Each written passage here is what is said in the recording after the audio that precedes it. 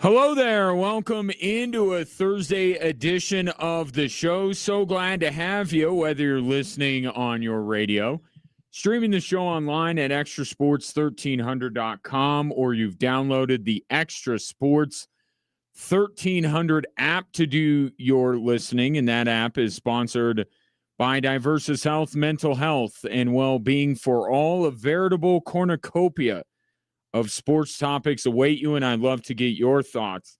I think quite a few thought-provoking conversations. I think you will ultimately be the judge of that. You could text or call into the show at 719-247-1313. Callers, get right to you. Texts, I try to get to them all, but we'll fit them into the flow of the show. So if you want to call in, go right to you. Maybe I'm breaking a cardinal rule of sports talk radio in September, but I got plenty of football. I want to start with basketball because there's something going on right now that I think as a Nuggets fan should, I don't want to say worry you, but I think it's something that you need to be cognizant of. You know, for a long time, you had to defend to the death Nikola Jokic, his standing in the NBA, his MVP resume, all of this kind of stuff. The idea was that Nikola Jokic was being disrespected, right? And you fought tooth and nail for years to get Nikola Jokic to a place where he gets the respect he deserves. Well, now we're in a different space with Nikola Jokic, a much different space. And I'm thinking that maybe I need to zig while everyone is zagging, or is it I'm zagging while everyone else is zigging? Nikola Jokic was placed atop ESPN's ranking of the top 100 players in the NBA over SGA, who is second and is the reigning MVP. That for that list, they asked all of their NBA people inside ESPN, and they voted Nikola Jokic number one. I don't know how Kendrick Perkins voted. Then you go to another place that would indicate a level of respect for Nikola Jokic, and that would be Vegas. Right now, Nikola Jokic is the MVP favorite, the betting favorite to win MVP going into this season, which starts in about a month. And then you have this other survey where 20 NBA coaches were asked who's going to win the MVP, and 19 of them said Nikola Jokic. All three of these things would point to Nikola Jokic winning the MVP this upcoming season.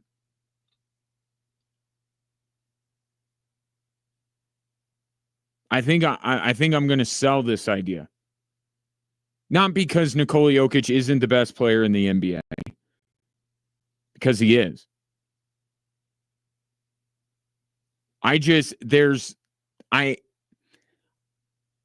I don't know if it's a flaw. We'll call it a flaw, because if it's something that I possess, then it's probably a flaw. I feel like when I see so much talk going one way, maybe it's I'm not a fan of groupthink, that I worry that when so many people are of like mind about something, that I feel like they can't be right.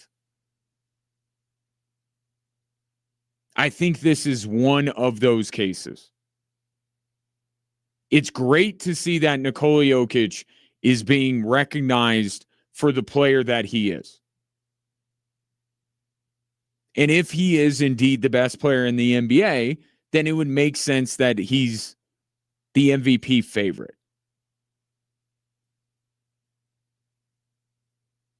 But I don't think I would lay a bet down on Nikola Jokic winning the MVP.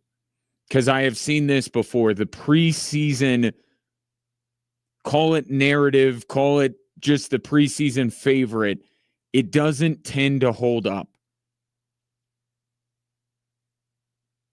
Because it sets a level of expectation for the favorite that, not saying they can attain it, but they have to keep reaching that.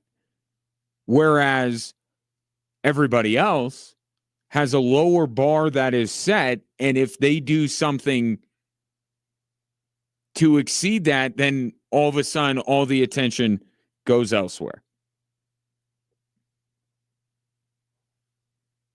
And I think that's what we're going to get this year. And I'll give you 3 players that for various reasons I think may have a better chance of winning the MVP this year than Nikola Jokic. Luka now in LA for a full season. Even though Nikola Jokic is getting all these accolades and is the preseason betting favorite and all this kind of stuff, we know that the attention collectively from the basketball viewing audience will be more on LA than it will be Denver. And who knows what LeBron's going to be this year. I don't expect him to fall off completely. But if he just doesn't look quite what he has, and already there's a sense of this being Luka's team, right? There's already that perception. But if LeBron is playing at an insanely high level, it would be difficult to say, well, Luka would then be the MVP because you would have 2 players playing at an extremely high level. And then you question the value part of that. But Luka's going to have plenty of eyes on him. I think he's going to have a terrific season in LA, and I think LA is going to be one of the top 4 teams in the West. So I think Luka might have a better chance. I also think that MVP voters are going to take another lap around to Giannis Antetokounmpo. This is a very open Eastern Conference, and while the Cleveland Cavaliers and the New York Knicks are the favorites, don't sleep on Milwaukee. And with the fact that Damian Lillard goes out, right, that big 2 is now broken up. It didn't work. I don't know that expectations are that high in Milwaukee, and I still believe that Giannis, with all due respect to Shai Gilgeous-Alexander as an MVP, I think Giannis is the second best player in the NBA behind Nikola Jokic. And if he can lift up this Milwaukee Bucks team in an open Eastern Conference where I have my reservations about both New York and Cleveland, I think it may be time in some voters' minds to go back around to Giannis and maybe think about giving him another one. And I'll give you a dark horse candidate, because going into last year, I don't remember what the betting odds are, but I think you and I probably thought that Nikola Jokic probably should have been the betting favorite last year, right? We didn't see this season from Shai coming. We knew Shai was a good player, but we didn't see the season he had coming. And it goes back to my earlier point about the bar being a little bit lower for everybody else. That's not the betting favorite. That's not the number 1 ranked player in the NBA by NBA coaches and NBA insiders. One player that we know is going to be good, but could have a Shea-like season is Victor Wembanyama. So if he's even better than what people think he's going to be, and the Spurs take a big leap this year, even if they're not atop the Western Conference, although with that young talent, we got to see it all mature and come together. But could San Antonio be Houston Rockets-like this year? Maybe we don't buy into them as a title contender, but because they take the regular season more seriously than the Nuggets, the Lakers, and more veteran teams that know you just got to get into the playoffs, could San Antonio have one of the better records in the West? Could they be the team in the top four that we go, well, we weren't really expecting that? And Wemby gets named MVP.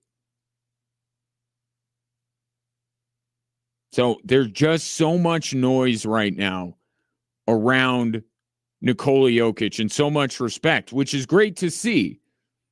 But I said this after he won his third MVP. I think Nikola Jokic is done winning MVPs. And there were a few reasons for that. One, yes, voter fatigue. Two, look at the young crop of players coming up in the NBA, led by Victor Wembanyama.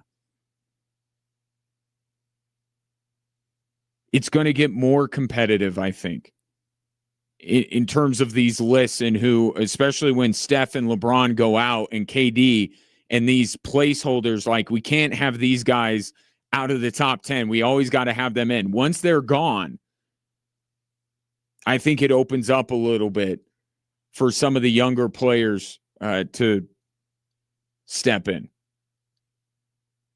And this is not an ominous thing. This is not talking about the Denver Nuggets and their title chances or anything like that. This is about Nikola Jokic. There's two things. One, continuing to get the respect he deserves after this long fight that you took on against ESPN, against fans in Philadelphia and fans in OKC and all this kind of stuff. You did it. You did it. There is no shortage of respect for Nikola Jokic in today's NBA. But the other part of it, too, is, I guess, the heavy is the head that wears the crown.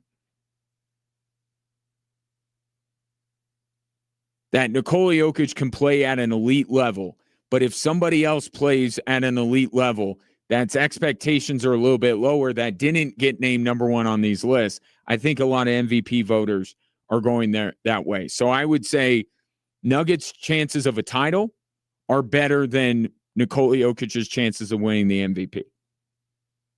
Still both good. Just a lot of noise around Nikola Jokic. I feel like once the season begins, people will be looking for an off-ramp to look for something new, different, or even an old favorite like Giannis Antetokounmpo. A lot of noise there. Not a lot of noise on another Nikola Jokic front. Zach Lowe of The Ringer had a report saying that there aren't even whispers about Nikola Jokic leaving the Denver Nuggets. The initial reaction to him not signing his extension was, oh, Jokic and Luka in LA confirmed. Jokic doesn't want to be in Denver. And it wasn't that. And Josh Kroenke didn't explain it very well, but in retrospect, you understand what he was intimating at that press conference when he seemingly out of nowhere brought up the idea of trading Nikola Jokic and kind of stepped around the question about them trying to sign him to the extension. Like, we'll put everything in front of him. It was very weird. It wasn't well delivered. But in retrospect, you look at it and say, oh, he can make a lot more money if he just waits 1 year. But that's not the way it was perceived, because many fan bases nationally would love to see Nikola Jokic in a jersey that's not the Denver Nuggets. One specifically that's purple and gold. But Zach Lowe, well-respected NBA insider, saying not even whispers that he's going elsewhere. And I believe that Nikola Jokic has no inkling of wanting to go anywhere else. I think he just as soon stay in Denver his entire career. He has talked about Tim Duncan and him staying in San Antonio all those years, wanting to be that for the Denver Nuggets organization. But when you are a high-profile star that Nikola Jokic is, number one ranked player in the NBA, 19 of 20 coaches think he'll win the MVP. He's the betting favorite. You need more people around you. You have more demands on your time. You have more people asking you about things. You have the ability to leverage your brand to bring in more money for you and your family. You need people around you to do that. And those people around him, I don't know if they are as locked in to Nikola Jokic staying in Denver. You remember the Instagram post from Nikola Jokic's European agent. It's not his American agent. He has two agents sitting on the yacht with LeBron. And we dissected that a million different ways. But let's take it one more direction. Yeah, maybe this isn't about LeBron or Jokic doing anything other than both investing in this new European league. But other topics came up. And if you have a vested interest in the financial success of an NBA superstar, are you not looking to maximize that? Jokic has the shoes. Jokic has the energy drink. Don't remember Tim Duncan ever having those things.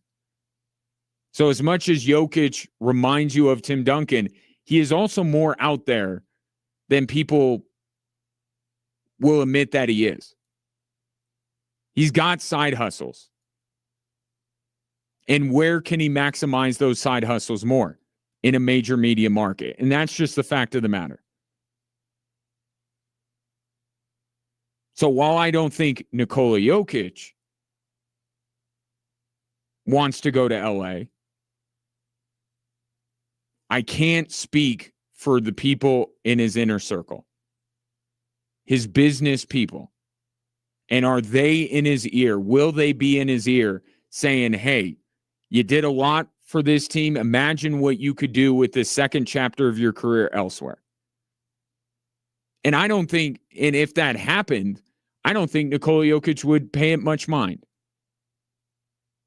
Unless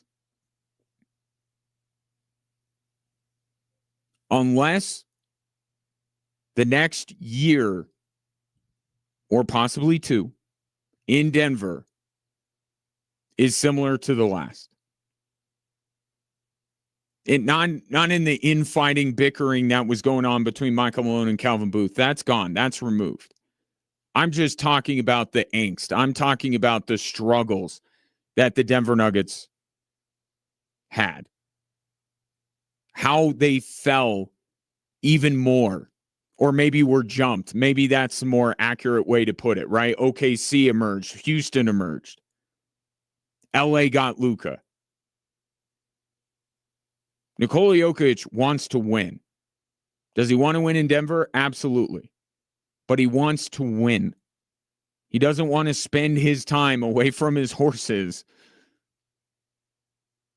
butting his head up against a wall because the Denver Nuggets keep getting jumped over by other teams. I think the theme right now with the Denver Nuggets is accountability, right? Going back to the Malone-Calvin Booth feud. Josh Kroenke, for a myriad of reasons, was not holding his organization accountable. He finally did and made those drastic moves. And then he brought in this new front office, and then they were accountable. They had to be accountable to the game's best player. They had to figure out a way to improve this team, and they did. So at every turn now, the Denver Nuggets have met that accountability. I'll give you one more. Jamal Murray. The next place for accountability is Jamal Murray.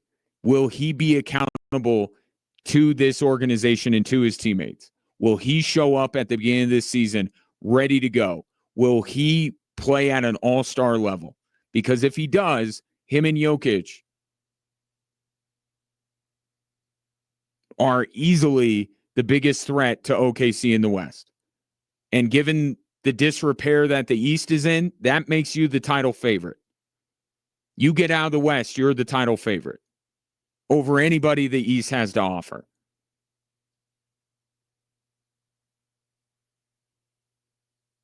The accountability from Jamal Murray. Be ready to go. Be in shape. Avoid injury. Play at a high level. Be closer to playoff Jamal during the regular season, not this wild dichotomy of an NBA player. That's the next part. The theme of accountability with this organization. Because while Nikola Jokic, I don't think has any thoughts in his head leading to any whispers that he would consider playing somewhere else. Things can change. And the Denver Nuggets organization and the players around Nikola Jokic need to be held accountable to make sure that it stays that way. 719-247-1313, just getting going on this Thursday edition of the show. Coming up next, we'll get into some NFL talk. 1 and 2 teams. How have they fared in previous seasons as far as making the playoffs? How difficult will it be for the Denver Broncos to climb out of this 1 and 2? I don't want to say it's a hole, maybe a little bit of a goalie. That's next here on Extra Sports 1300.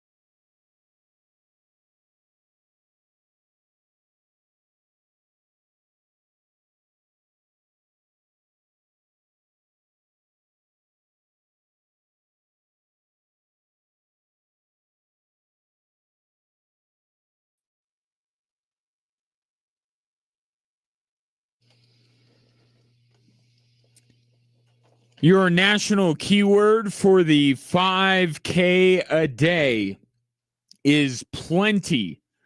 PLENTY.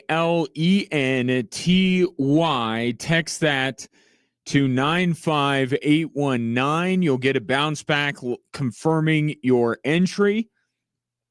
And hopefully you win $1,000. We're doing this 5 days a week, all day long. It's the 5K a day here on Extra Sports 1300. 1 and 2 teams have had an interesting go of it throughout NFL history. Now, when we talk about playoff chances for teams, we have to acknowledge that there has been a watershed moment of late that has altered very much the math here. And it's the addition of the 7th playoff team in both the AFC and the NFC. So with that, obviously falling to 1 and 2 is not as big of a deal as it has been prior to the year 2020. Since then, on average, 3.6 teams that start the season 1 and 2 end up in the postseason. I don't know who the 0.6 is every year. But basically you're saying 3 teams that start 1 and 2 in a given season are going to make the playoffs. Now, what's interesting is that in the first few years, 2020, 21, 22, 23, where that 7th playoff team in each conference came into play, there was a combined 10 teams. So not a lot, right? Over 4 years, 10 teams that started season 1 and 2 got in. Last year, including the Denver Broncos, 8 teams that started 1 and 2 got into the playoffs. I'm going to look at which actually raised it, because before last year, it was more like 2.5, right? So it wouldn't be quite 3. It would be definitely 2 that would get in. Now it's raised up to over 3. My guess would be that will turn out to be an outlier. But let's take it as it is, right? So since the institution of the 7th playoff team in each conference, you can count on 3 teams that start 1 and 2 getting into the playoffs. We have 10 of them currently. Cleveland, Denver, Atlanta, Chicago, Baltimore, Dallas, Carolina, Kansas City, New England, and Vegas. If I told you to pick 3 that were going to get into the playoffs, what 3 would you go with? I'll give you my 3 in order of confidence. At number 1, I have the Baltimore Ravens. I know this season to start for Baltimore has been pretty rough. Some brutal losses, Derrick Henry fumbling the ball all of a sudden, questions about John Harbaugh, how long he's going to remain the coach, and of course the defense being absolutely horrific. It's worse than it was last year, but it's kind of the same story. Last year, the Baltimore Ravens were giving up 26 points a game. Well below their standards, right? This Baltimore Ravens team, you could almost name every single player on the Ravens defense because they're all pretty high profile and all very good players. it is quite shocking that the Baltimore Ravens defense is even as bad as it was to start last year, let alone what it's doing now and giving up 32 points a game. But we saw a similar story with the Ravens last year. Questions were being asked about this team. And they ended up closing out, that defense ended up closing out the season. That 26 points a game that they averaged giving up in the first 3 weeks, they gave up more than that once over the final, I believe it was 9 weeks of the NFL season. They figured it out. And I expect the Baltimore Ravens to do that. And again, this is a conversation just about getting into the playoffs. We're not going to talk about the Baltimore Ravens being a Super Bowl team or any of these other teams. This is just strictly chances of getting into the playoffs. I expect the Baltimore Ravens to get better. Let's also keep in mind the couple of teams that they have played, 2 of the 3 teams they have played, the 2 teams they've lost to, coincidentally, are also elite NFL teams. So it's not like they're losing to the Tennessee Titans and giving up 32 points on defense. Everybody, I think, can breathe a little bit, take a breath. The offense is still, other than some Derrick Henry fumbles, has been quite good, even in defeat. The Ravens defense will get better. They won't have Detroit and Buffalo every 2 out of every 3 games from here on out.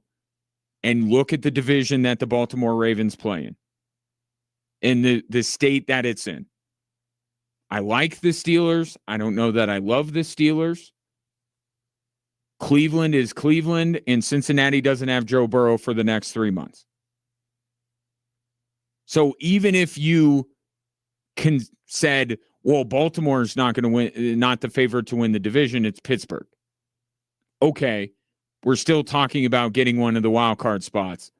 Given what the rest of that division looks like, if nothing else, if you don't believe me that the Ravens defense will get better and Derrick Henry will stop fumbling the football every single week, just believe the fact that even in this state, the Baltimore Ravens are better than the Jake Browning-led Bengals and the Cleveland Browns. So of those 10 teams, Baltimore's the one that I am the most confident will be able to get out of this 1-2 rut. That's probably the better word. It's not really a hole that they're in. It's a rut. Baltimore is the team I'm most confident in that will get out of this and make the postseason. The second one, and it's just getting back to the division thing. I think the second one is New England. I don't know that, I don't think New England's a better team than, say, Kansas City. I think we don't know yet if New England's even better than Denver. But from what I've seen so far, I'm fairly confident New England's better than Miami and New York. I know they suffered that loss against the Raiders week 1. I said the Raiders were going to do that. They were going to play spoiler. They were going to pick off some wins that you're not expecting them to.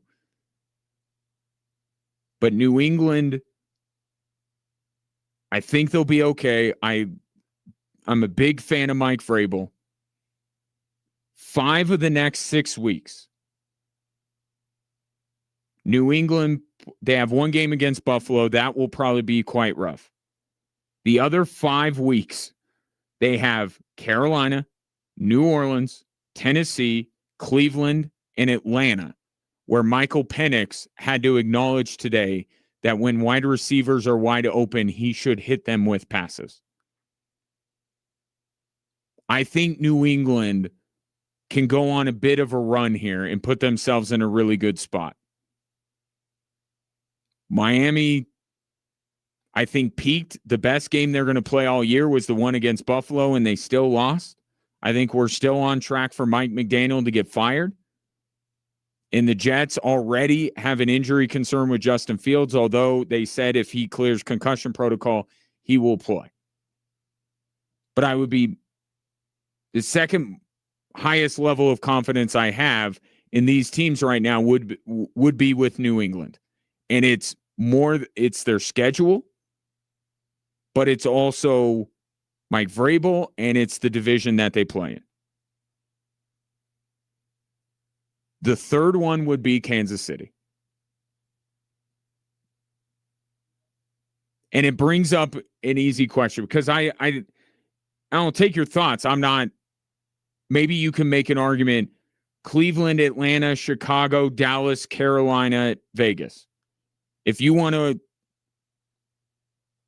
say anything about those teams, feel free. Let's have a conversation because I think really Cleveland's the only one that you're like, absolutely not. Absolutely not. The others, there's an argument, but you have to be a little bit Pollyannish about some of these teams in order to make a case. After Baltimore and New England, it comes down to Denver and Kansas City. And the question that I would pose, rather than going into the litany of reasons, just ask yourself this. Right now, who would you rather be?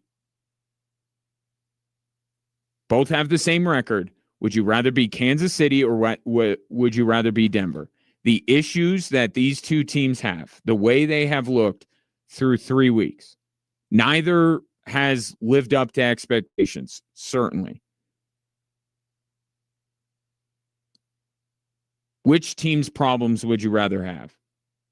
Which team would you buy the longer-term future of? Xavier Worthy might be back this Sunday. Rashee Rice is not hurt. He's healthy and waiting to be unsuspended. Or not unsuspended, just have his suspension come to an end. They have a defense that is elite, that you could argue overall has been better than Denver's defense. Certainly the quarterback for the Kansas City Chiefs has played better overall than Bo Nix has. Patrick Mahomes has had to come to the rescue of this team quite a few times over the first 3 weeks. But just really ask yourself, who would you rather be right now with the issues that are going on with these two teams? Denver or Kansas City? I'd rather be Kansas City.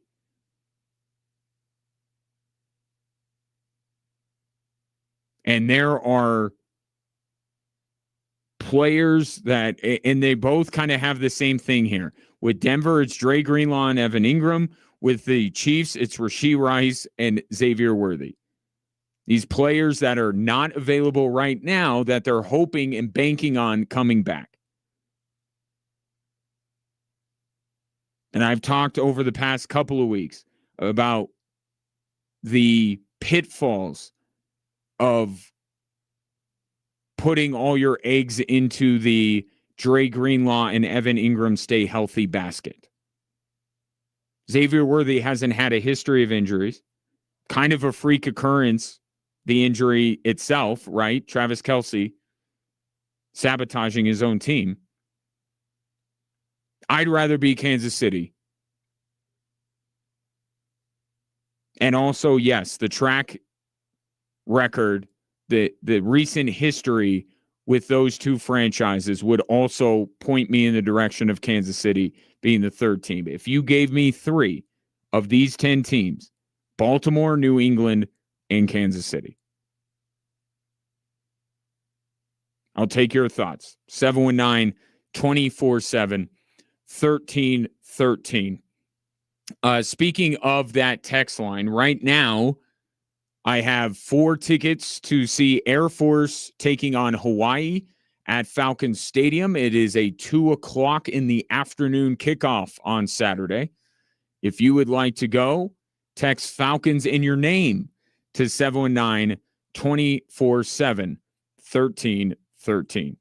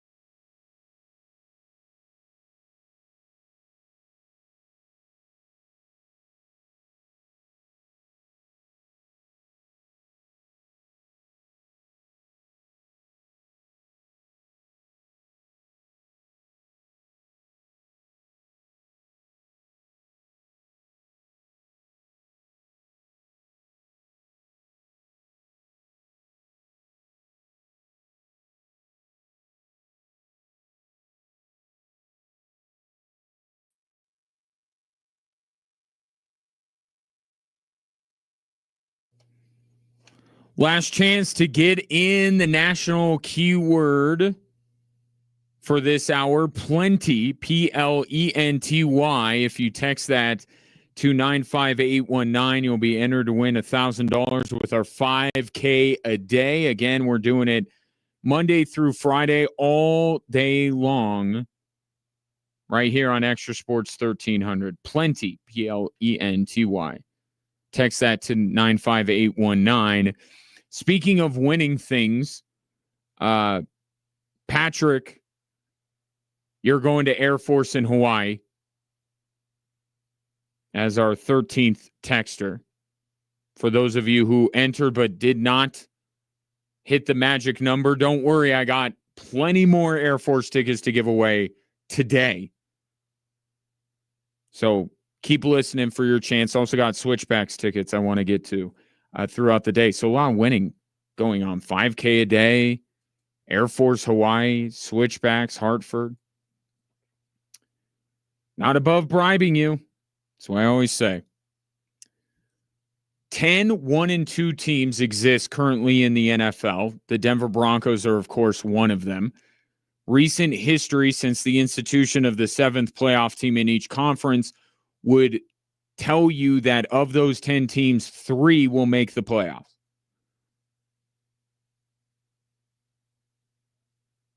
Broncos did not make the cut for me. I had Baltimore, I had New England, and I had Kansas City as the 3 teams that I will back at this point for being 1-2 teams that ultimately end up in the postseason.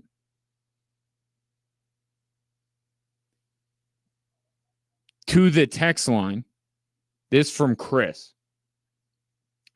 I mostly agree with your 1 through 3. However, the 1 and 3 should depend on who wins the game in Kansas City this weekend. That is going to be a fascinating matchup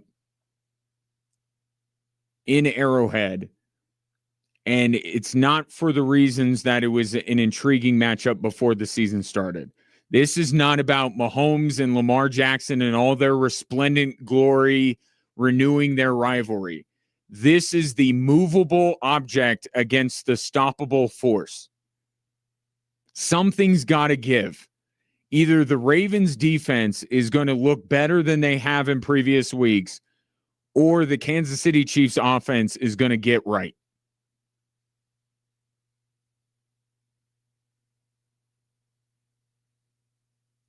And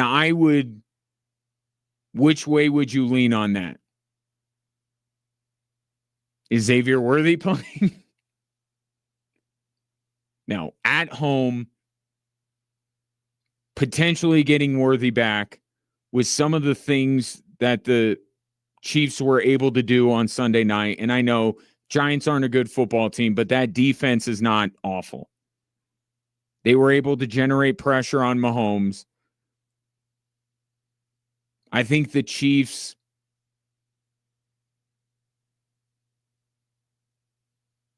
got a little bit of their mojo back. A little bit. But I think that's fair. I think that's fair from you, Chris. Whoever wins that game would then have the most confidence of getting into the postseason. The one thing that I would still say, though, the divisions that both the Chiefs and the Ravens are in can't be completely ignored. Even if Baltimore loses, you look at one more game against Cleveland, you look at 2 games against Pittsburgh, 2 against Cincinnati, whereas the Chiefs would have another game with the Chargers, 2 games with the Broncos, and 2 games with the Raiders.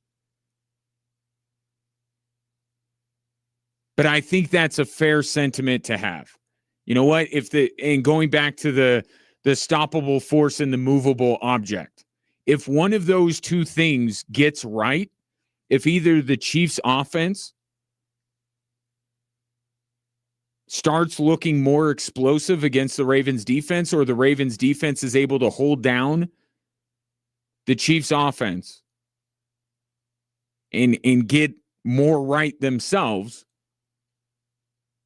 I think the perception will be this team, okay, everybody take a breath, stop hitting the panic button. The team that wins in Arrowhead between Baltimore and Kansas City, I think people will go, all right, we'll let up. Maybe they're not. And again, this is not a Super Bowl conversation. And I'm not saying that the winner of Sunday's game should be immediately vaulted back on top of the power rankings or anything like that. But just the idea of, all right, we'll let up on this team. We'll let up on the panic button with either Kansas City or Baltimore. The team that loses, the hand's going to stay on the panic button because they'll be then 1-3, and we'll be talking about probably the Chiefs offense, even if they get Xavier Worthy back, not looking great, or the Baltimore Ravens defense once again getting ran through. And I'll tell you this about Sunday. Kansas City needs this more than Baltimore. Kansas City needs this game more than Baltimore does. And I go back to the division, and I also go back to the way they look. Like that Ravens offense, I know that's not the way football is played, but Lamar has been terrific. Derrick Henry, I just don't believe he's going to fumble at every single game at the most important moment of the game. I just don't believe that. Mark Andrews had a huge game against Detroit. I think Kansas City still, who needs this game more? It's Kansas City. But the winner of that game, I think, will not be, people won't be crushing it as much as they are, certainly, if they're able to get a win. The other one, nope, it will remain the normal programming. 719-24-7-1313. Coming up next, are the Broncos rebooting after their 1-2 start?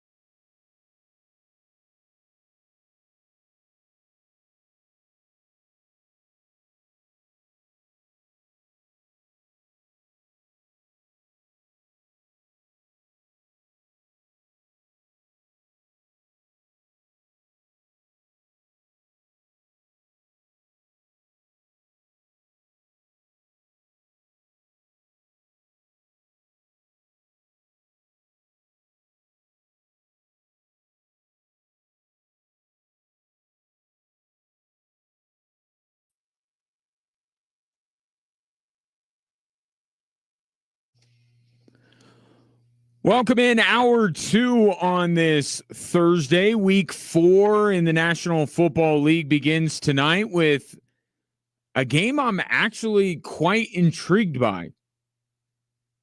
We don't always get a Seahawks-Cardinals matchup, and both have shown a little bit here early on in the season. The Seahawks I'm more fascinated by because they have put up some big numbers with Sam Darnold. So I actually really like this matchup tonight. Both 2-1 teams. Our coverage from Westwood One begins at 5:30. In the meantime, it's you and me. If you're watching the show on social media, which we would love for you to do, I would love for you to do. My children would love for you to do it. My son feels very lonely as like the only person that follows this show on YouTube.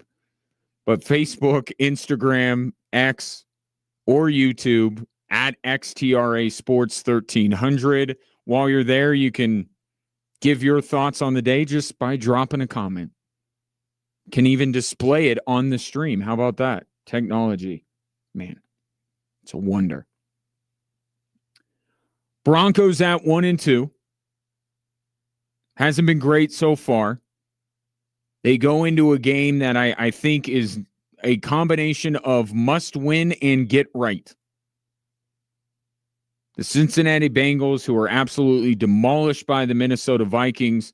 I think the perception is there that the Denver Broncos on Monday night should be able to win, and they need to win. But what happens between now and then? If you look at what the Broncos have done, is there a lot to build on? Like through the first 3 weeks, are there things that you see that you're like, they can build on that? I mean, the pass rush, but the pass rush has been there all of last year. Like the things that the Broncos are trying to be better in, are you seeing that, like anything with Bo Nix? Anything with... I think you look at it overall and you're like, wouldn't you just, if I gave you the option as a Broncos fan, you play video games or have played video games, if I gave you the ability to just hit the reset button, now, can't give you those games back, what happened the previous 3 weeks, but if I told you the Broncos can just reset and play and go from here as if the first 3 weeks never happened, would you take that? I think you would. I don't think there's a lot that you say, oh, I got to keep that. There's a lot you just want removed. The way the defense played against the Colts, the way Bo Nix played against the Titans, all the penalties, all the mistakes, the mental errors, it's like just wipe the slate clean. I think that would be good for the Denver Broncos. Clean slate, reset button, however you want to put it. Well, I think that's what the Broncos are doing this week. Here's Sean Payton a little while ago. We talked a lot about in the team meeting and then the breakout meetings and even relative to us as coaches, you know, the installation, the things that we feel like we know well, you know, not a completely back to basics, but to some degree we got to look at, you know, those things. When he says not a complete back to basics, I kind of think he's saying a complete back to basics. I think the Broncos, for all intents and purposes, are kind of hitting the reset button. They're saying that wasn't great. There wasn't enough good in those 3 weeks that we want to just keep this train going down the tracks this way. I think that's what the Broncos are using. By the way, a longer week, right? Because they play on Monday. More time to game plan, more time to get things back in place. I think that the Broncos are kind of hitting the reset button here and saying, okay, what happened, right? It's going to count against us in the long run, but for our own edification, for our mental state, we're just starting over. It's not great. It's not great that they're having to do this. This wasn't supposed to be how the start of the Broncos season went. They were supposed to hit the ground running. Sean Payton talked about a fast start, all this kind of stuff, how important that was. Didn't happen.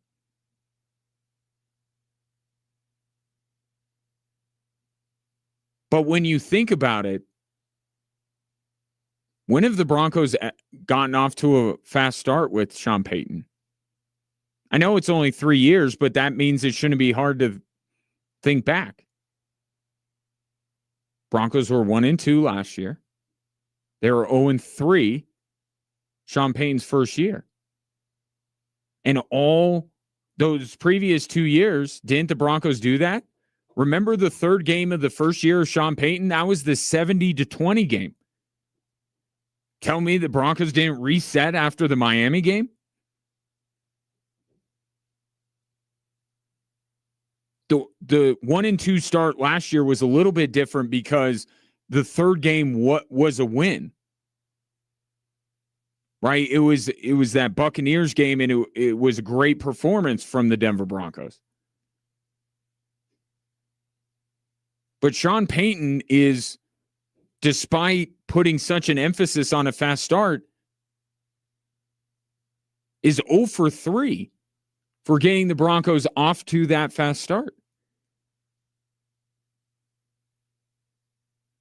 And, first year, Sean Payton's first year, right? Okay, probably not going to all come together right out of the gate. And it got really ugly before it got better.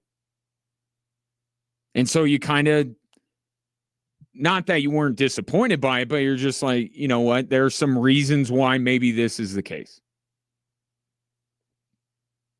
And I remember saying after the 70-20 game, yeah, the Broncos aren't 50 points worse than the Miami Dolphins. But it was an exaggerated kind of sign.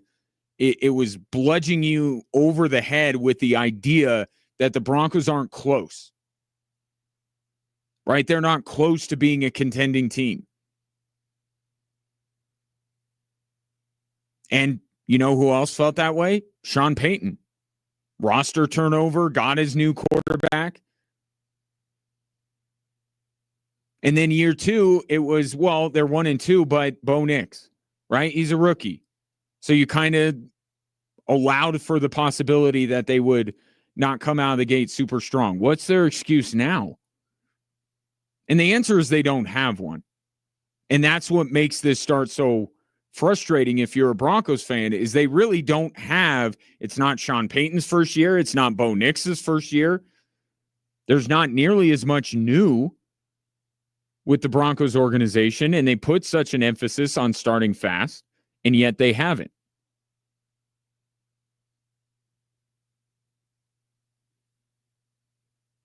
But it was brought up today, Sean Payton has never really been good about getting off to a fast start. Somebody pointed out to him that career-wise, he's about a 500 coach in the month of September, and in October wins 75% of his games. Here's what Sean Payton had to say about that. I've seen those numbers, and so,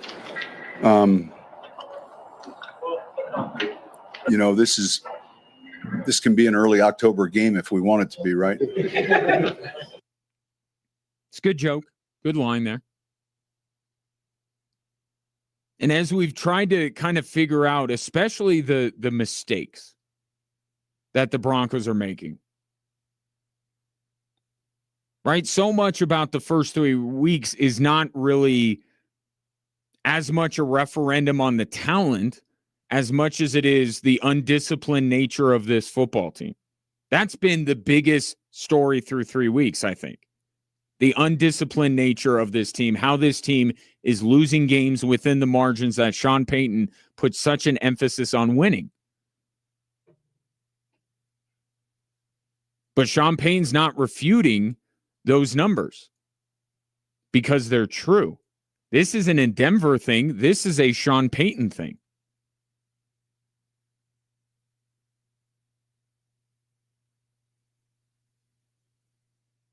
And you look at the way that the Denver Broncos, the operation of the Denver Broncos, constant personnel changes offensively. Never seems like the Broncos get out of the huddle with plenty of time. They're not always super rushed, but they never come out of it with all the time in the world to get set up for the next play. Right? And all these mistakes that are being made from a procedural standpoint, lining up offside, the super aggressive kick block on the 60-yard field goal by the Colts. You kind of put it all together, and I believe something I said was this team can't see the forest for the trees. I wonder if I need to amend that and more say, does Sean Payton, because of his football IQ, which is obviously high, and because of his hating to lose and his lack of patience, right? Sean Payton doesn't really strike you as a super patient guy, wants to win and wants to win now. I think he's putting too much on this team too early. And I think he does this routinely.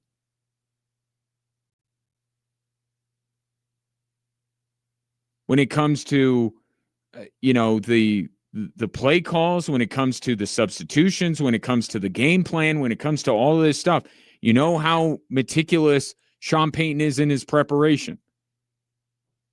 Right? He knows the win conditions. He knows the habits of the referees in terms of what penalties they normally give out and what ones they're a little bit more lenient on historically. He does so much homework. He has to be teaching his team a lot of that stuff. And then you see the way they play on Sunday. I think it's too much. I think he's putting too much on this team. In addition to the pressure that is on this team to be good and to win a lot because the expectations are very high. I think there's an information overload with Sean Payton teams at the beginning of a season. And this team, because of its young quarterback, because of the vast majority of the roster not experiencing a lot of success in the NFL,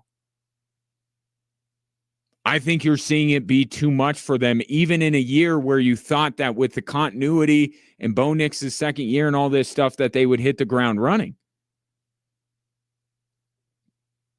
And it leads to this reset, this almost back to basics, this erasing of the whiteboard. I think Sean Payton has done this routinely throughout his career. And you look back at the previous 2 years with the Denver Broncos, and in the moment you thought it was one thing, and now you're looking with a larger sample size, 3 years now, these three-game starts, Broncos haven't been good at any of them. And some of these same ideas come up.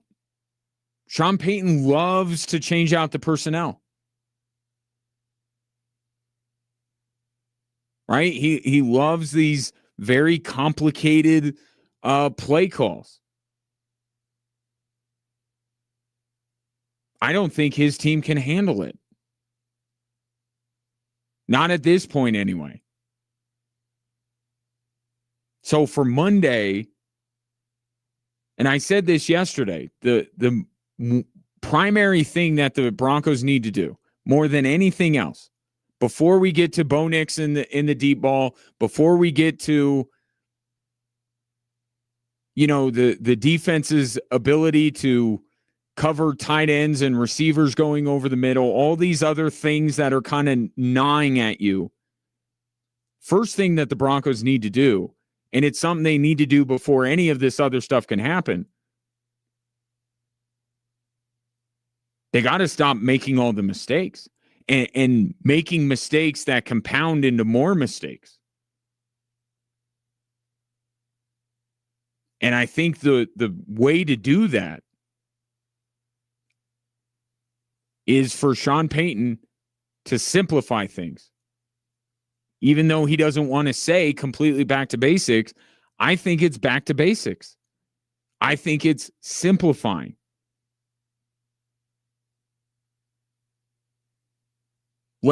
Go with whoever you feel most comfortable with at the wide receiver position.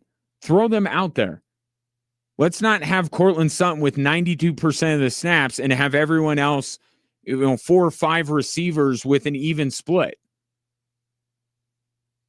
Right? Let's keep Broncos keep the same personnel out there.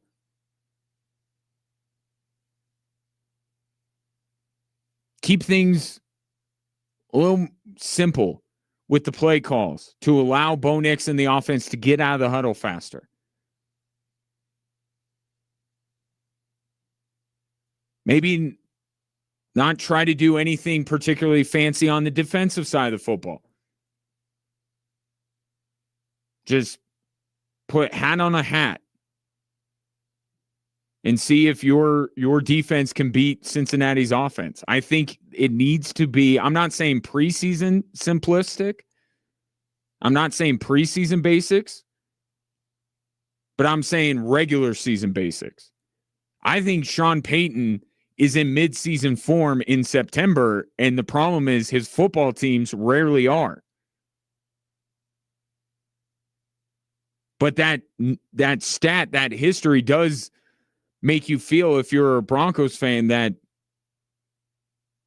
the upturn, the improvement is not that far away. 719-247-1313.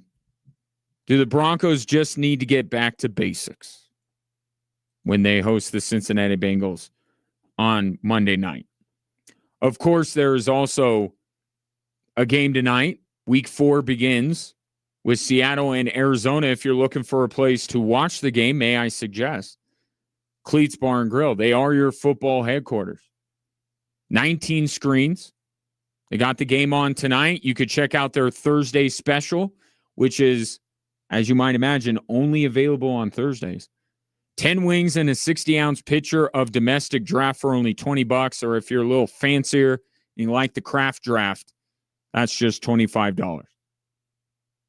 Check them out. Cleats Bar and Grill, 6624 Delmonico Drive.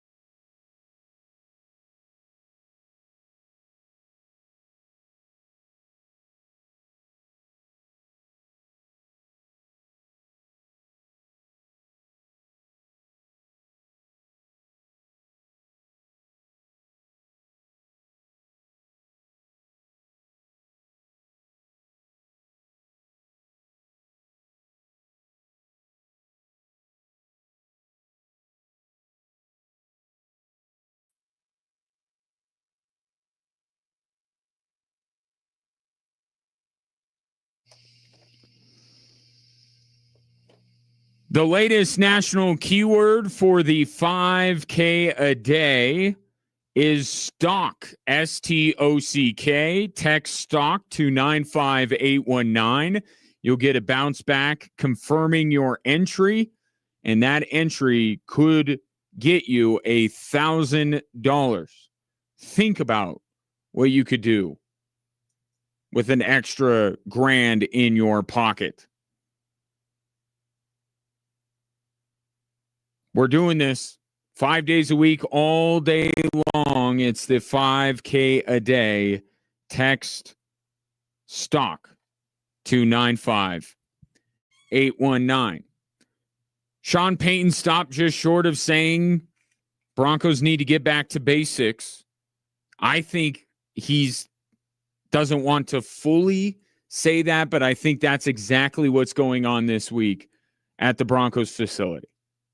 I just don't think there's a lot from the first 3 games that you take and go, let's see more of that. Let's build on this. Let's add to this. I think it's okay.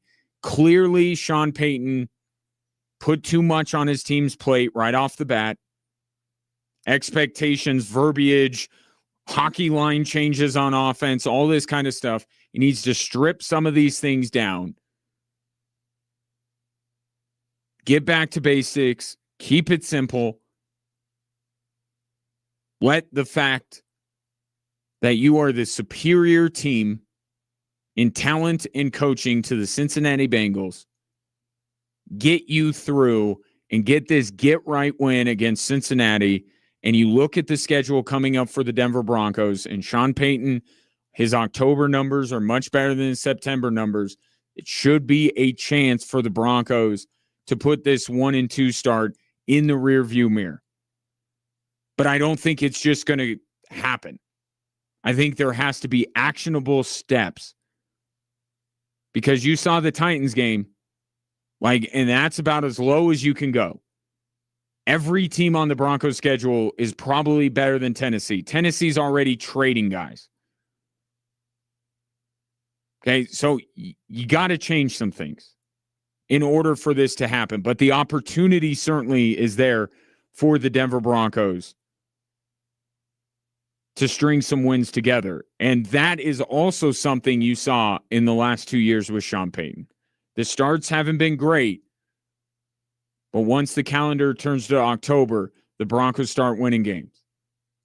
Doesn't just happen by magic. But I think it happens because Sean Payton comes to the same realization maybe every year. Yep, put too much on their plate. Let's simplify it a little bit. Brett says, yes, Ryan, there is something the Broncos can build upon this season. Ooh, do tell, Brett. And that is the lesson that signing often injured football players does not make them less often injured.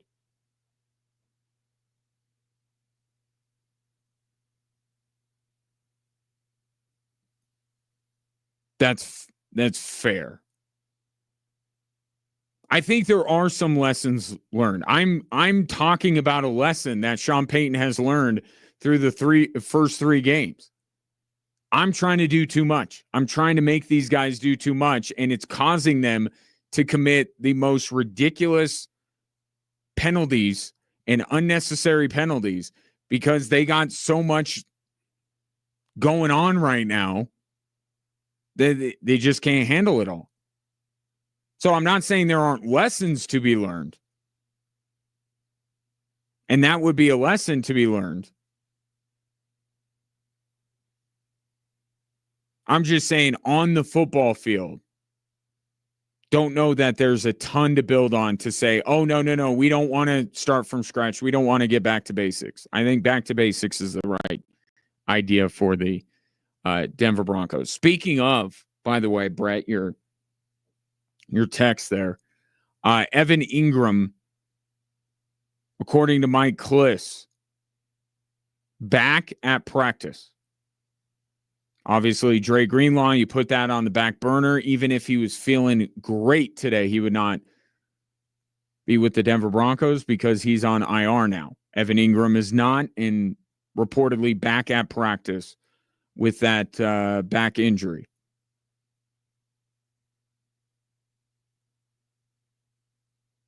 And it's a problem that they need him, but I think they need him. You know, right now, the Broncos, it's kind of interesting. They're one of the least efficient offensive teams in the league. They have a very low success rate of plays except for explosives. And I know that sounds a little bit counter because there were 2 explosive plays that Bo Nix didn't hit on. And that was what most people wanted to talk about after the loss to the Chargers. But don't forget, he did hit Cortland Sutton that got the Broncos going in that football game.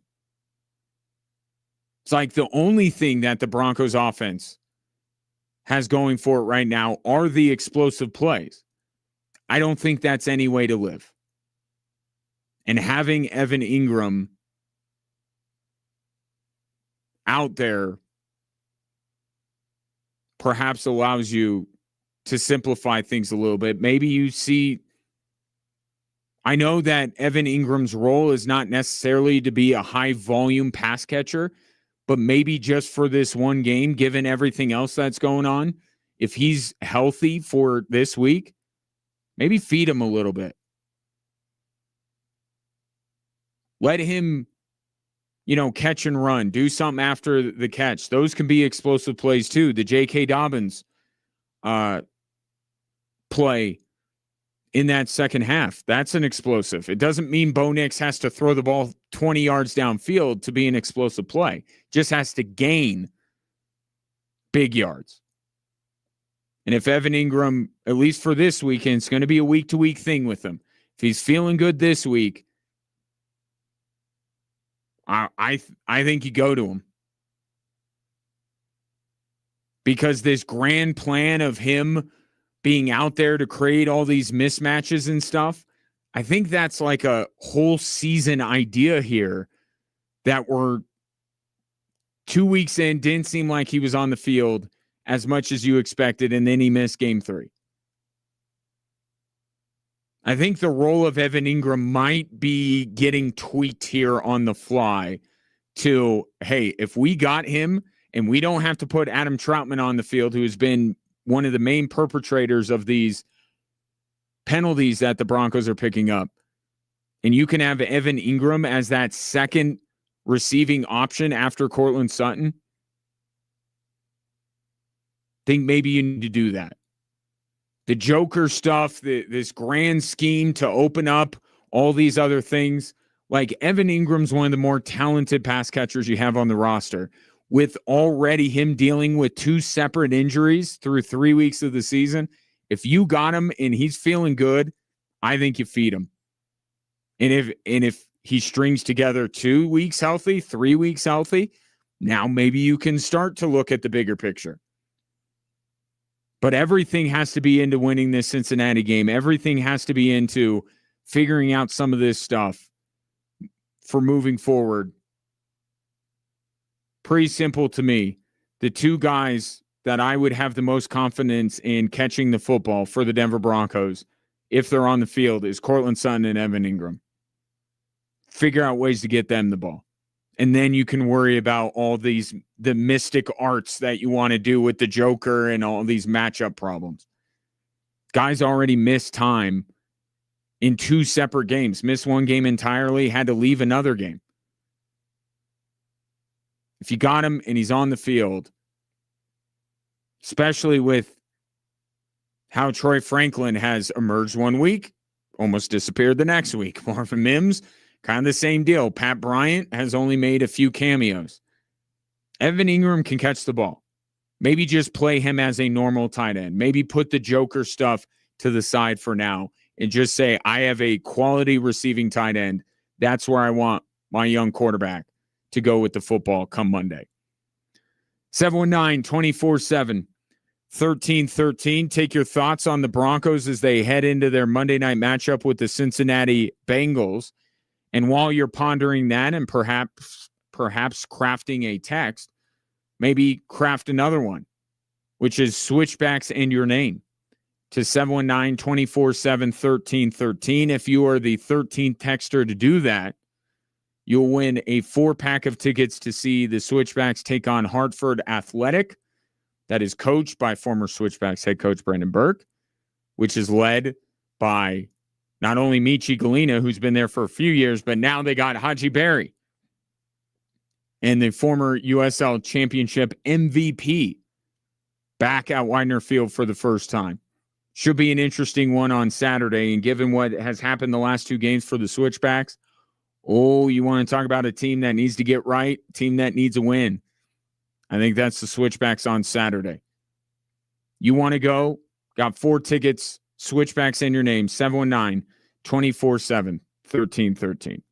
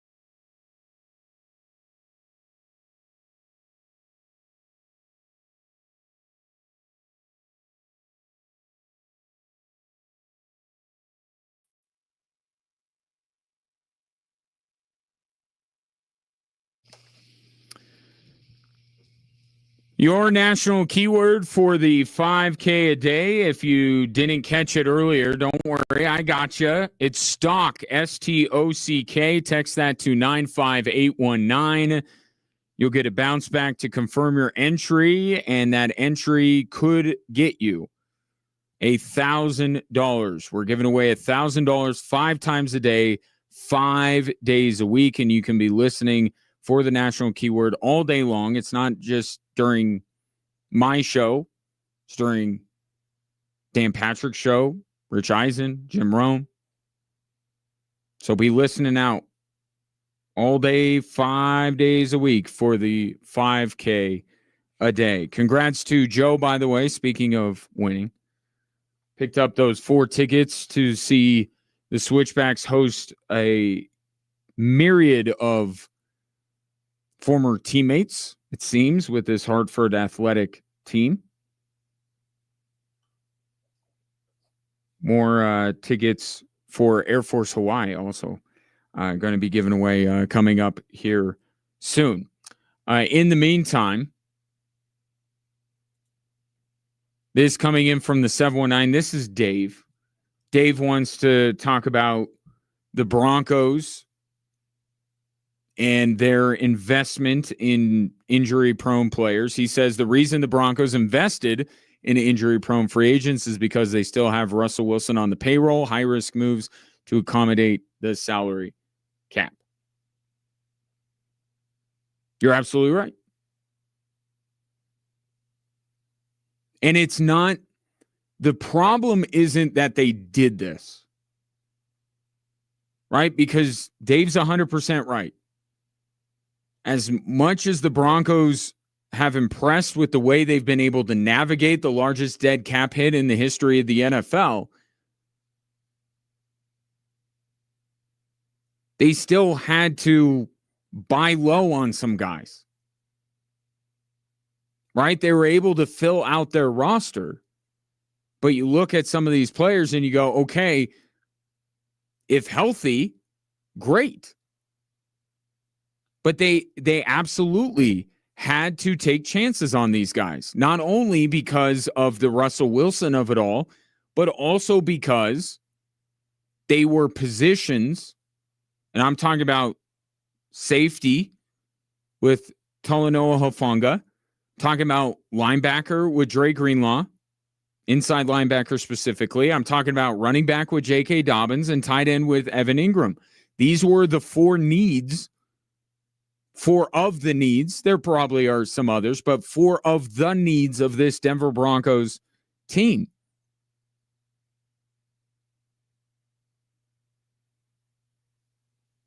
And so they had to take that's 2 reasons why they had to take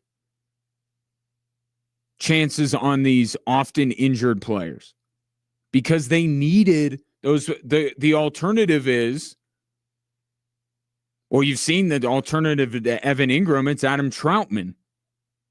You've seen the Justin Stranad is in instead of Dre Greenlaw, and you have Alex Singleton chasing around Ladd McConkey and Tyler Warren.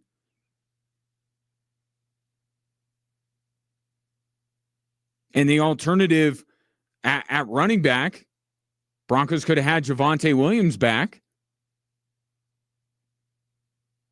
They needed to take the chance on these guys. The issue here is that the Broncos brought these guys in a season where they themselves, through Sean Payton's rhetoric, have raised the expectations. Now they have to perform.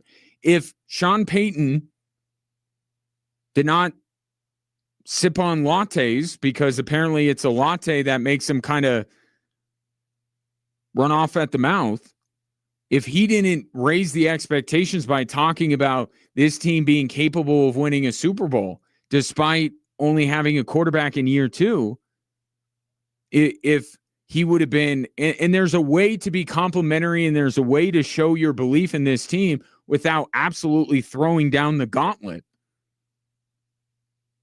But that's the way Sean Payton is. So, I mean, he's not going to change now.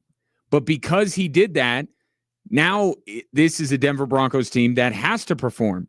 And in order to perform, in order to get where they want to go, they need Hufanga healthy, they need Greenlaw healthy, they need Ingram healthy, and they need Dobbins. In an alternative universe with a coach that wasn't so boisterous and didn't feel compelled to give his friends in the national media so much content, and the Broncos could just quietly build off of a very promising season, now there isn't as much angst if Evan Ingram's not healthy. Because it's then it's put in its proper perspective, right? The Broncos were pretty good last year. Don't know how much of a step they're going to take, but they took some chances on these guys that were injured. Man, if they work out, maybe the Broncos can really be something this year. It's not maybe they can, it's they have to be.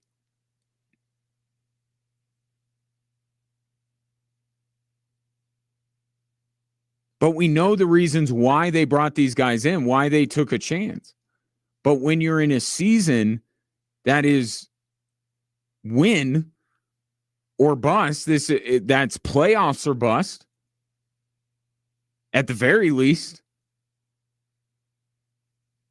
now you're putting pressure on these players they have to stay healthy and they have to hit for you, rather than being these, I don't want to say flyers, but kind of close to that, right? We'll just, hey, we got a need here. Let's bring in a Dre Greenlaw, good locker room guy, helps the culture. And if he's healthy, man, he can really give us something. But no, it was, I have to get a joker. I have to. He's the most important thing to my offense other than a quarterback. We got to improve the running game. And then they did that. And then Sean Payton talked about how he thinks they can win a Super Bowl. The situation that the Broncos are in is one of their own making. I think that's really the takeaway after 3 weeks. Like the way that the Broncos look right now, they kind of did this to themselves. The way they're being talked about, the level of anxiety and angst and disappointment with this team, they created that with their talk. And if it was coming from the players, you just say, I think Cortland Sutton's talked about winning a Super Bowl like every year. Okay, when the players do it, it's easier to dismiss. When the head coach, who knows what it takes to win a Super Bowl because he has a ring, says what Sean Payton said this offseason, people are going to take it seriously. People are not going to dismiss it. People are going to take it, especially around here, as gospel. This is what's going to happen because Sean Payton knows he's got a ring on his finger. All of this is of the Broncos' making. And now how they extricate themselves from this. How do they start to live up to the expectations they placed on themselves? Somewhat unnecessarily, if I'm being honest about it. 719-24-7. 1313. Have something on Tom Brady. I'll leave that for what's driving the show here. Yeah, and I have this other. I got a thought baseball wise. Can I give you my baseball thing? So I'm not locked into baseball, you know this.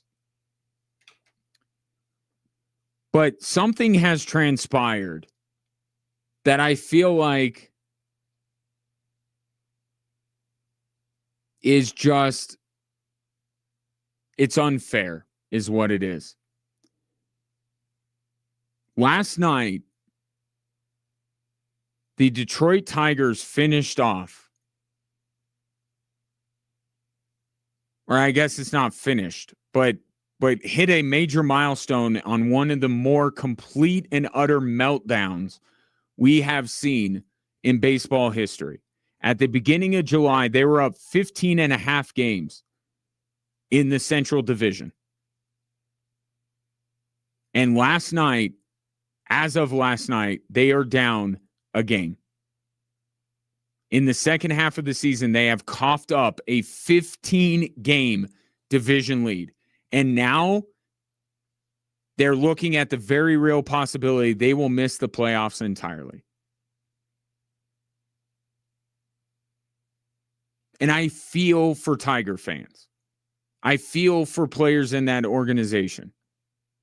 They did so much good. They were a wagon the first half of the season. They were lapping the field. But because this baseball season is so ridiculously and unnecessarily long,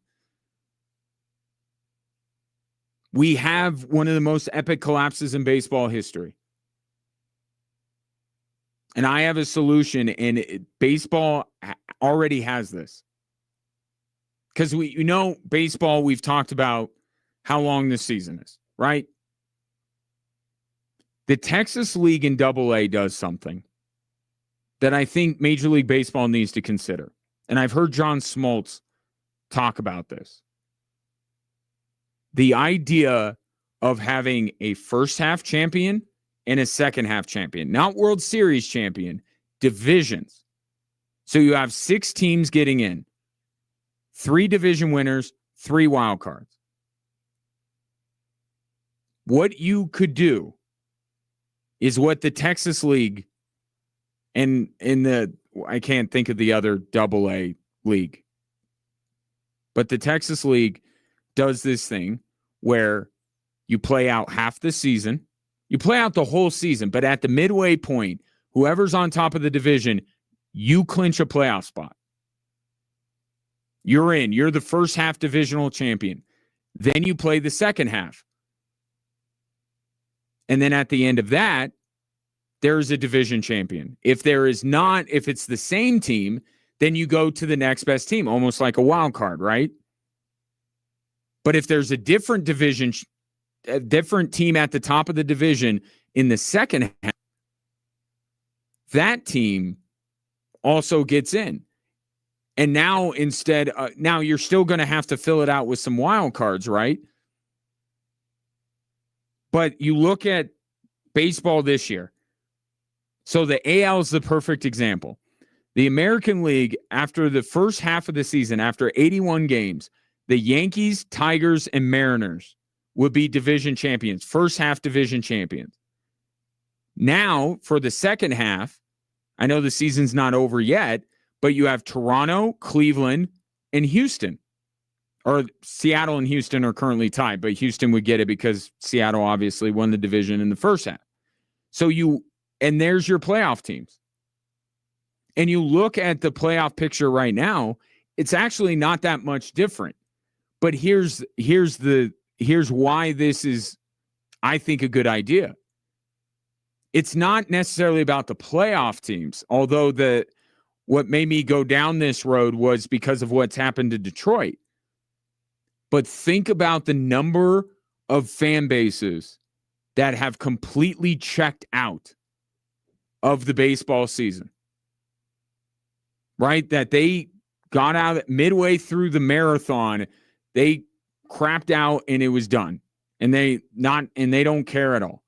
Now it's not necessarily about the playoff teams, although you decide the playoff teams through that. Now look at the teams that are second, third, fourth, fifth in the division, and how you could basically renew the excitement, that hope springs eternal that we always talk about every opening day. Now you can get it in the middle of July, and you can make both halves of your season. You don't shave off any games. And now you kind of reset at the midway point, and teams that have had a terrible stretch, and I think Atlanta this year is a great example. Atlanta started off the season terribly, just absolutely terrible. In this second half of the season, they've actually been one of the better teams record-wise in the National League. But Atlanta's not getting in. It's too late. Not under this format. Baseball, clearly, they're instituting the robot umpires, the challenge system, right? They bigger bases. They've done all of this stuff to try and make their product more appealing to the general audience. Would this not do that? And it already exists within baseball. It's not a foreign concept. It's foreign to the major leagues, but so was the ABS system. That was in the minor leagues, and they brought it up. They said, this is good. Let's have it here. Why can't they do that with this? And now the first half of the season where they don't have as much competition because there's not football, those games matter.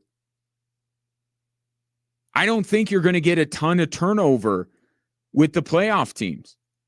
Yeah, one or two teams. The Mets this year would be one team that under this format would be left out in the cold. But ask any Mets fan, do they feel like the Mets deserve to make the playoffs?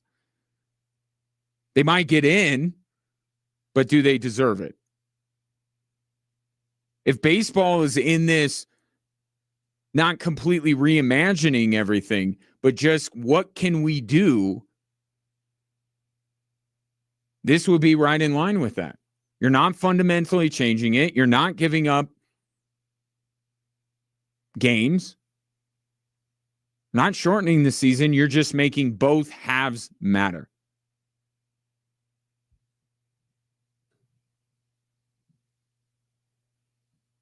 I like it.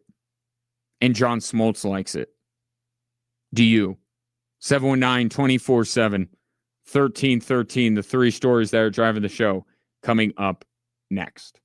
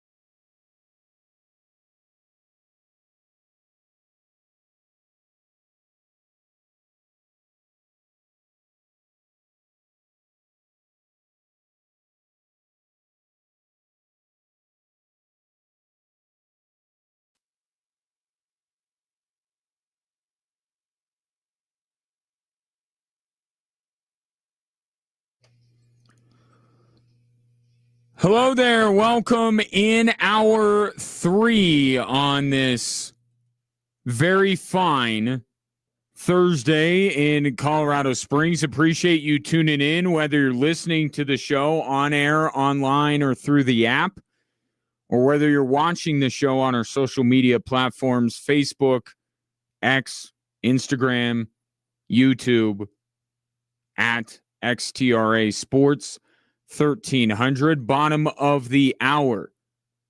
Our coverage of Thursday Night Football begins. It will be the Cardinals and the Seattle Seahawks. Sneaky, interesting game. In the meantime, here are the 3 stories that are driving the show.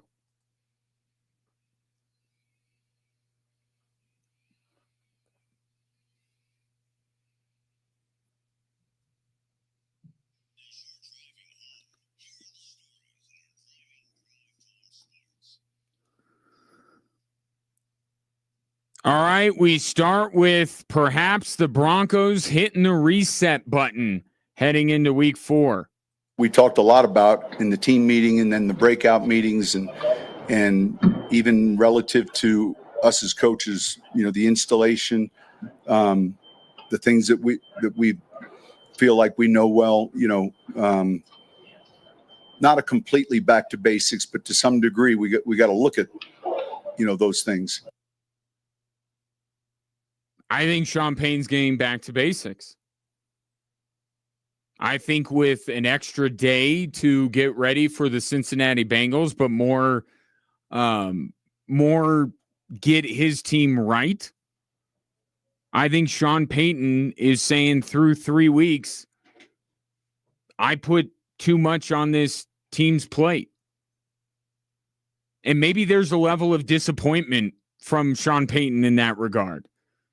Like, I'm sure he was like you and thought that the Broncos would look better through 3 weeks of the season than they do.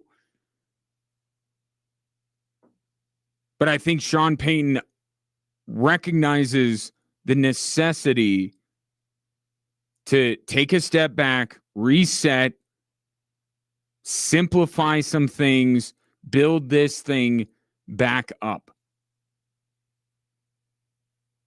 And it's something that he has had to do in his 2 previous seasons here in Denver and had to do a lot in New Orleans as well. I think Sean Payton is in midseason form week 1. His football team isn't. And he's not maybe meeting them halfway on that.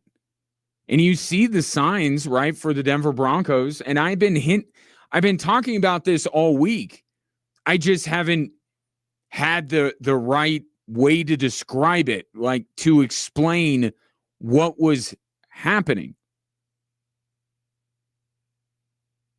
The completely avoidable penalties, the mistakes stacking up one after another, and normally at the most important times of the game, some of the big breakdowns from this football team.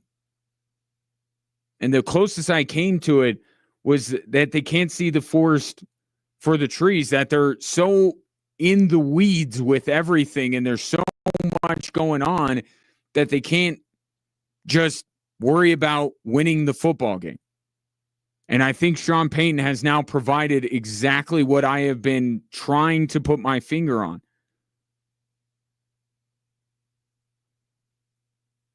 He's been trying to have his team do too much.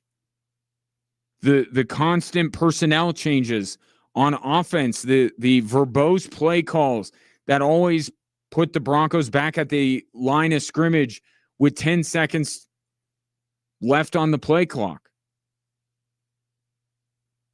Him dialing up all this other stuff that, maybe somebody's worried about what their role is, that they line up offside. I think he's put too much on this team's plate. I think he's overcomplicated in this race to get better. And there's the reason for it. Sean Payton has this deeply held belief that it is a sprint to improve. And he's trying to cram all of this in the first few weeks so that his team does win that race, but they routinely don't. His record is about 500 in the first month of the season, not just with the Broncos. It's actually worse with Denver. But historically with New Orleans and Denver combined, 50%. October, meanwhile, 75%. I think this is a realization that Sean Payton has quite often. Or maybe it's an intentional test in some ways. Like maybe this is all intentional by Sean Payton. If you have a high opinion of him, let's take it in that direction. Sean Payton was trying to fit as much in to see if his team could handle it. But the end result is the same. They're not. If you're the Broncos, focus on blocking, tackling, starting drives better, starting games better, just the routine, regular stuff before we get into four-dimensional chess. Let's play some checkers Monday night against Cincinnati. And I think that's what Sean Payton's telling you. Story number 2, ESPN put out its top 100 players in the NBA, and Nikola Jokic is on top, even over the reigning MVP and Shai Gilgeous-Alexander. And we have truly gone, what's the cross the Rubicon here. The days of Nikola Jokic being slandered, being disrespected, they're long gone. They're long gone. He gets all the respect and then some that he deserves. And it's great to see because you've been fighting this fight for years. But he is getting the respect. He's the betting favorite for MVP. 18 out of 20 coaches, 19 out of 20 NBA coaches that were polled said he would win the MVP. Like everybody is giving Nikola Jokic his flowers. But I think that also means don't bet on him winning the MVP. Because now this is a standard that he's got to keep hitting. And there are other guys that are really talented players that have lower expectations because they're not number one. That MVP voters' eyes are going to be drawn to. Oh, looky over there. Kind of like Shai was this year. People didn't expect Shai to have the year that he had. And when he did, everyone's like, MVP. Not everyone, but enough. We're like MVP. Victor Wembanyama could be that guy this year. Perhaps they circle back to Giannis Antetokounmpo. Maybe it's time for him to win another MVP. It's great to see that Nikola Jokic is gaining the respect that he deserves. But that probably means he's not winning an MVP, which will be okay with you if the Denver Nuggets get back to the NBA Finals. Sticking with that list, the Nuggets not only have their entire starting five within the top 100 players in the NBA, they have 6 players in the NBA's top 100, according to ESPN. They are Nikola Jokic, number 1, Aaron Gordon, 40, Jamal Murray, 46, Christian Brown, 62, Cam Johnson, 67, and Jonas Valanciunas, a.k.a. the Euro Travis Kelce, 87. 87, Jonas Valanciunas, who looks like the European Travis Kelce. He is ranked 87th. I'm not big into numerology, but that's Travis Kelce's number. That was interesting. But 6 players on the NBA top 100 for the Denver Nuggets. Here's another reason why Nikola Jokic isn't going to win the MVP this year. It is perceived, we'll find out if he actually does, but it is perceived that Nikola Jokic finally has the help that he has needed in Denver. They have, by that, the best starting five in the NBA. They have a quality sixth man. No more non-Jokic minutes being super detrimental to the Denver Nuggets. That's another reason Nikola Jokic won't be perceived as carrying this team like he has. Because there are other guys on the Denver Nuggets that are getting respect. One other thing that I noticed after the 87 thing, full transparency, I just realized that. Did not think one bit of it when I first saw the list. And then I'm looking at it now and I'm like, 80s, that's Travis Kelce's number. Jonas Valanciunas looks like Travis Kelce. Taylor Swift's favorite number is 13. Anyway, Aaron Gordon being above Jamal Murray. I agree with that ranking, but is that right? Shouldn't Jamal Murray be the second highest ranked Denver Nugget? He's not. He shouldn't be, but should he? Get what I'm going with this? Jamal Murray, because of what he has shown, especially in that title run, he should be unequivocally the second best player on the Denver Nuggets. But yet he wasn't. The voters didn't get wrong. Jamal Murray did. And as we get closer to the NBA season, Jamal Murray is right there with getting Jamal, a committed, in shape, healthy Jamal Murray for game one is almost like getting Cam Johnson and Jonas Valanciunas. It's getting a new player. This time next year, Jamal Murray better be the second highest ranked Denver Nugget. Or else, I don't think that the Nuggets are celebrating another title. And story number 3, Tom Brady claps back at you and me, posting on his website. I got to see what else is on this website. Usually it's social media. So when it said Tom Brady posted on his website, I was like, what? Who posts on websites? Anyway, says this is Tom Brady's words. There's a strange phenomenon that occurs when people judge the motivations of others or the meanings of things that they don't fully understand. Talking about the fact that he is double dipping as a minority owner of the Raiders and the top broadcaster for Fox. They fill their gap in knowledge with worst case scenario thinking and negative assumptions. He went on to say, I spent my entire pro career focused on interests that were bigger than me. In retirement, nothing has changed.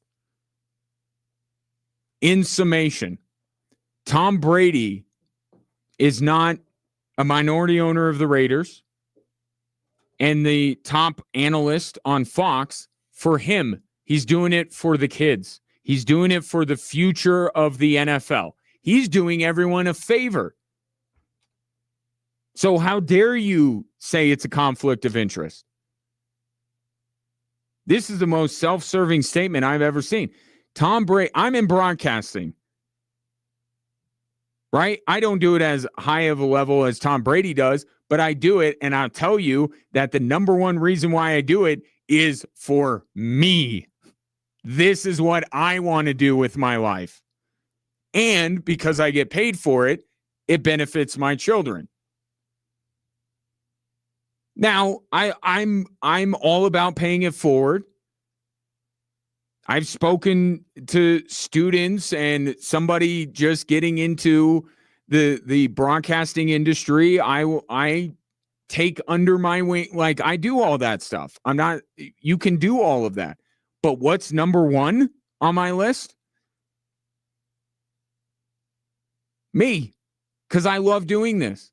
And Tom Brady loves being a broadcaster, and he loves being a part owner of the Raiders, and that's fine. But the idea that what Tom Brady is doing not only is not a conflict of interest, This is in the best interest of the future of football in our country. That is what he's saying here. And he's saying, you're paranoid. You're going to the worst case scenario. No, we're just pointing out the obvious. It's great that you have passion for both of these things.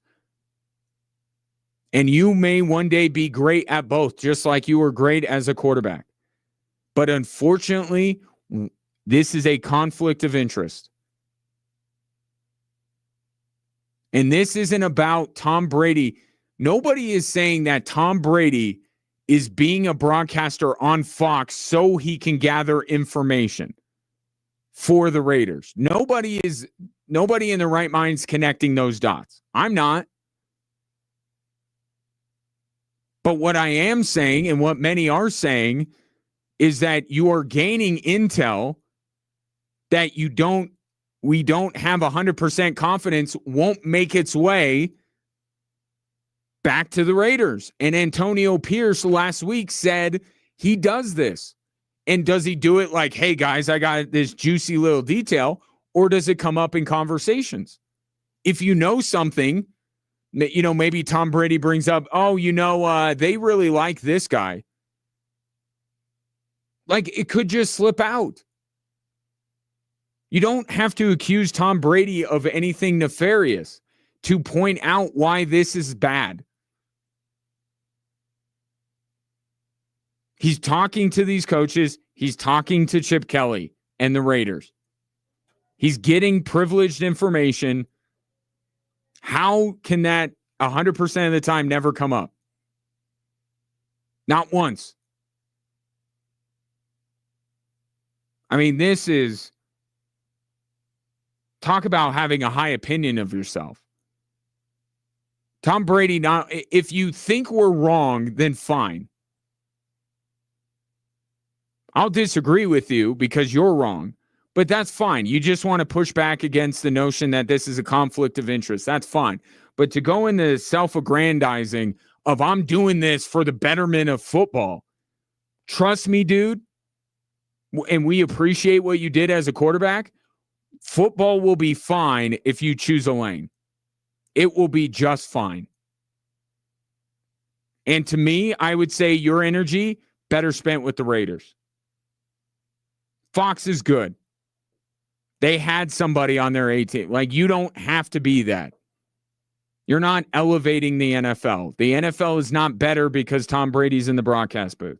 I don't even know that Fox's broadcasts are better because Tom Brady's in the booth. You want to push back against the notion this is a conflict of interest? Be my guest. It's your right. But to say that this is not for the betterment of you, this is not for your own personal gain, but this is for the betterment of football. Like, come on, dude. Get over yourself and decide which one of these jobs you care more about. I thought I had a great idea for Tom Brady. Put him on the pregame show. Doesn't stay in the production meetings. He could still be a part owner in the Raiders. He could still better football for his children and his children's children. He could still keep that his mission. Just do it sitting next to Terry Bradshaw. Don't be sitting in the production meetings. It'd be fixed. All better. But in Tom Brady's mind, that is a compromise, and it is less than ideal.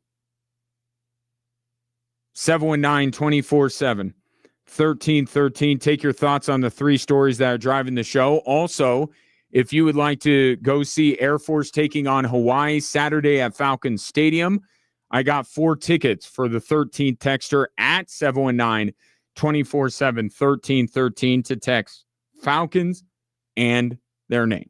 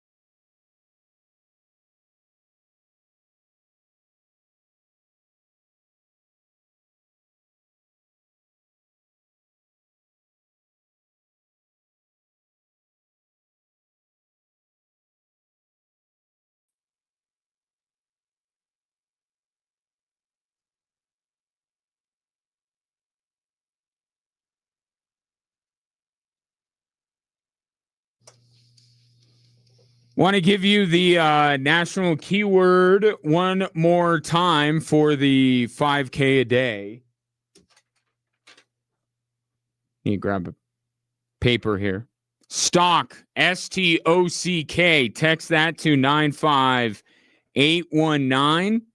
You'll get a bounce back confirming your entry into 5K a day. It's us giving away $1,000 5 times a day, 5 days a week, right here on Extra Sports 1300. Other winning includes Brett, who got 4-pack of tickets to see Air Force host Hawaii on Saturday. And given how short my time is with you now as we have Thursday Night Football approaching, let's just go ahead and close out the show by doing one more giveaway. You know what? I'm going to save it for tomorrow. Yep, sorry. I'm going to save it for tomorrow. More Air Force tickets and Switchbacks tickets tomorrow. But congratulations to Brett for winning the Air Force tickets, Joe for winning the Switchbacks tickets earlier, and Pat also picked up a 4-pack of tickets to see Air Force take on Hawaii. One note on that, by the way, not that this is a reason for you to attend the game, but if you're looking for something to do before you go into Falcon Stadium, I will be at Falcon Alley along with our friends from Frank Azar, the Strong Arm. Going to have giveaways. I have tickets to Tom Segura, the comedian who's coming through the Broadmoor World Arena in November. Your chance to win tickets to that show, and a lot of other goodies as well. And you should just come check out Falcon Alley, whether I'm there or not. It's a fun time. Commiserate with your fellow football fans before you head into Falcon Stadium to watch Air Force host Hawaii. With that, I will bid you adieu. Appreciate your patronage. We'll reconvene tomorrow at 3, running it back. And coming up in 90 seconds, our coverage of Thursday Night Football, Seattle, Arizona. I'm interested. Talk to you tomorrow.